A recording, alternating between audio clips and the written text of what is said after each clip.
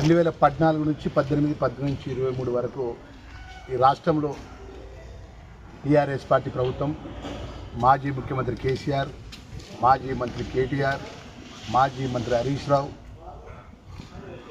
వాళ్ళే రాజ్యమేలీలు. ఇందిరమ్మ రాజ్యంలో పూట ప్రజాపాలన గౌరవ ముఖ్యమంత్రి వర్యులకు ప్రభుత్వానికి 18 నెలలు అయితే తెలంగాణ ప్రజలు ఆశీర్వదించి ఈ 18 నెలల లోపటినే తొడగొట్టుకుంటా, ఛాతి కొట్టుకుంటా, ప్రెస్ క్లబ్ కాడికి పోయి దమ్ముంటే చర్చకురా అని మాట్లాడుతున్నటువంటి మాజీ మంత్రి కేటీఆర్కి ఒక సవాల్ విసురుతున్నా.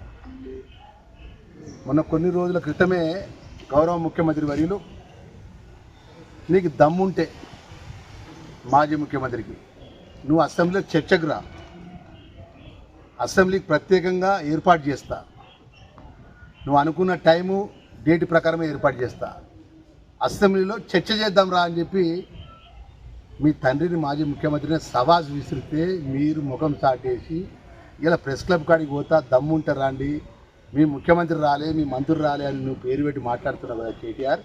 నిజంగా నీకు శక్తి ఉండి ధైర్యం ఉండి నేను అన్న మాటకు నువ్వు నిలబడు.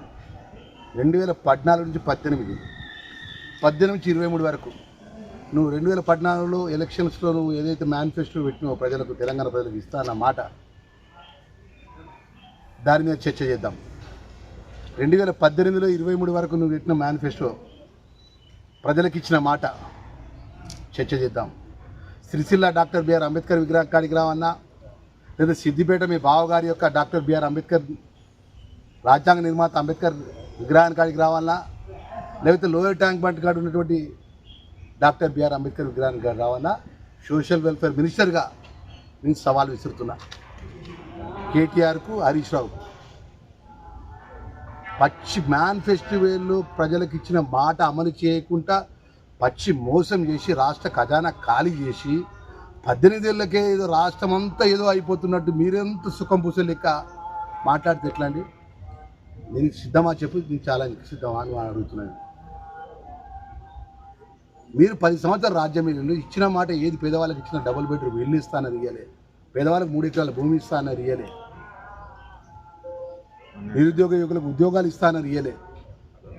రైతాంగానికి ఏమన్నారు? కరీంనగర్ జిల్లాకు వచ్చి ఏం మాట్లాడాడు మాజీ ముఖ్యమంత్రి కేసీఆర్?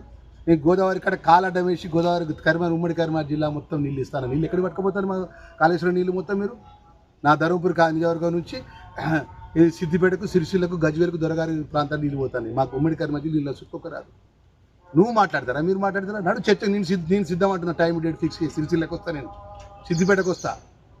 నువ్వు మేనిఫెస్టోలో ఏదైనా ఒకటి అమలు చేసినా మీరు అమలు చేయకుండా 18 నెలలకే మొత్తం ఏదో మొత్తం ఎత్తిపోతున్నట్టు ప్రజలను తిరస్కరించి మన పార్లమెంట్లో మీ యొక్క రిజల్ట్ ఏంది? మీరు 3వ స్థానంలో ఉన్నారు.